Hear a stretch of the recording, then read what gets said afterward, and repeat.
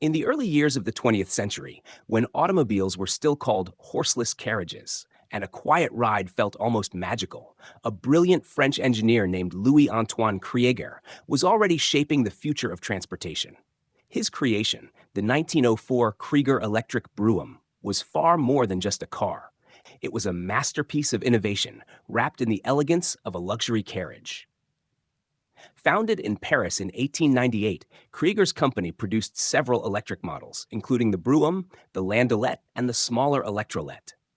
The Brougham was the crown jewel, a refined, enclosed passenger cabin in the rear, with the chauffeur seated up front, open to the weather and to the curious eyes of passersby.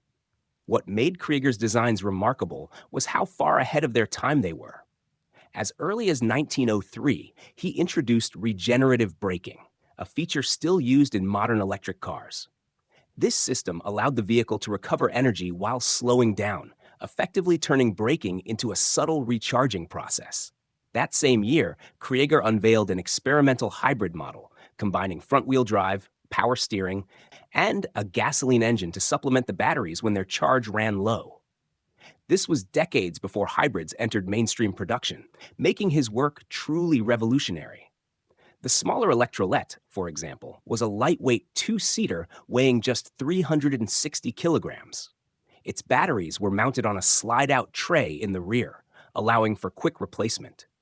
Krieger claimed it could travel at least 105 kilometers on a single charge, reaching speeds of up to 34 kilometers per hour on smooth roads, or between 19 and 24 kilometers per hour on rough terrain.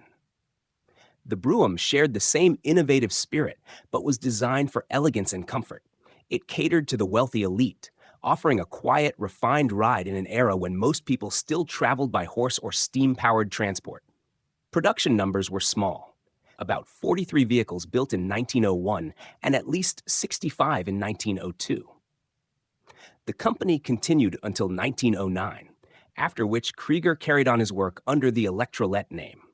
While the Krieger electric Brougham never became a mass-market hit, it proved beyond doubt that electric and hybrid technology could be both practical and desirable more than a century ago. Today, the Krieger electric Brougham stands as a testament to early automotive genius. Its innovations, regenerative braking, front-wheel drive hybrids, and power steering were not only far ahead of their time, but also laid the groundwork for the electric revolution we are witnessing today. If you enjoyed this journey into the fascinating world of automotive history, subscribe to the channel for more incredible stories of machines that shaped the future.